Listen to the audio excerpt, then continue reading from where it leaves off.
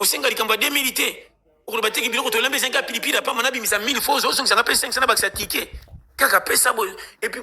yo zo compter na bala yo ata na simisi yo 10000 kendo change opesa nga retour te lakisi kozana ndako moyibi nazolola makama mike yango nga nayebi te ni naloba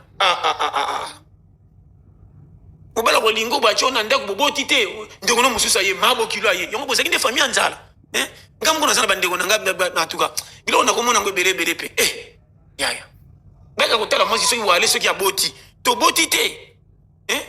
mokona saki kanga lopango kutu famille na biso mibali toleki mingi te bino famille masi dabord bosengi biloko ebele baveste ominde ezalaka wana pesa sapatu pesa soki 3000 $, et puis bakataka montalo kwa bazoteka mwana bango pesaka 4000 $, pesaka mobile kolinga no mwana bino aza na français moko ya bibamba seke natanga te soki sanga na bambongo ekokona niveau na nga oyo te bona bote biloko bolobaka wana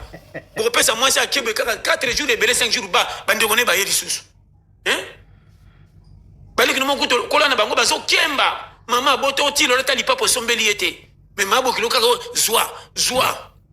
okopesa ba 30000 ya biloko mais biloko bazotiela lokwa ya neti mopaya yepe likola sona boliko kama ngai te naso bapolela oza ko batata la te bakufa avant likola boboto mwasi ya nzungu zokipe te na ya sanya sosoli otikeli bana na mwasi mona mwasi omona salika motala mwasi aye munene aza na zemi